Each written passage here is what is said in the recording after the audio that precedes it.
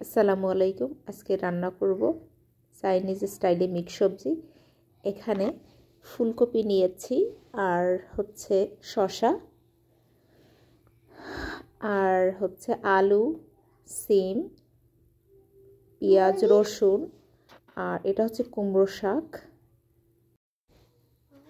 আর মুরগির মাংস ছোট ছোট কিউব করে কেটে নিয়েছি। এখানে হচ্ছে মরিচ আর ধনেপাতা, তেল দিয়েছি। তেলের ভিতরে এগুলো একটু কষিয়ে নিচ্ছি, ভালো করে কষিয়ে নিচ্ছি।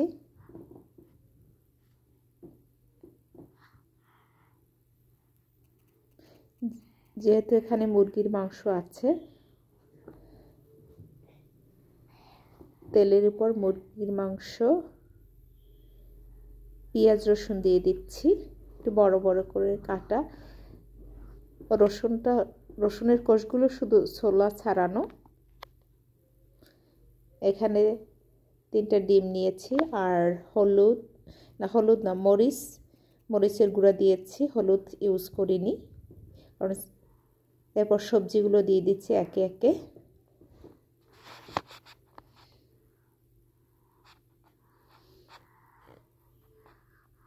প্রথমেই দিয়ে দিলাম সিম, আলু,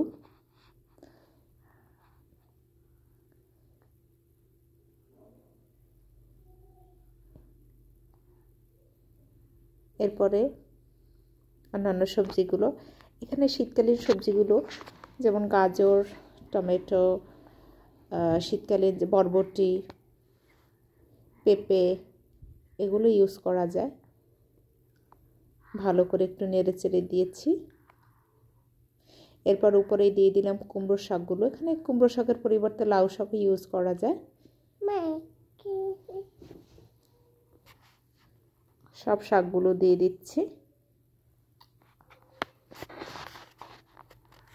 শাকগুলো দিয়ে ঢাকনা দিয়ে দিলাম। এরপর একটু লবণ দিয়ে দিচ্ছি।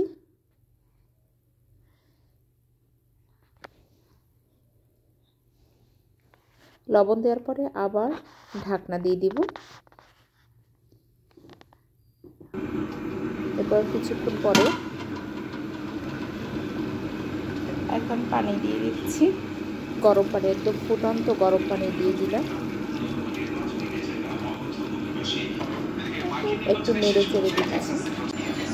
এরপর ডিমগুলো ভেঙে দিয়ে দিলাম।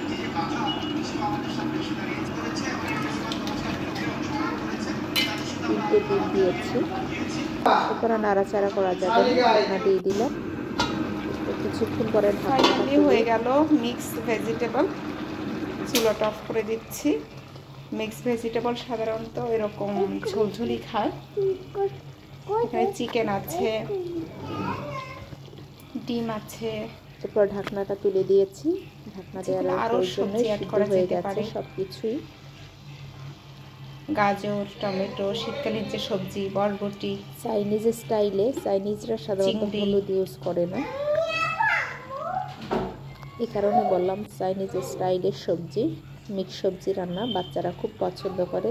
এখানে চিংড়িও ইউজ করা যেতে পারে, ছোট চিংড়ি বা বড় চিংড়ি খোসা ছাড়ানো। যখন মাংসের কিমাটা সাথে দিয়ে দিলাম, ফাইনালি হয়ে গেল।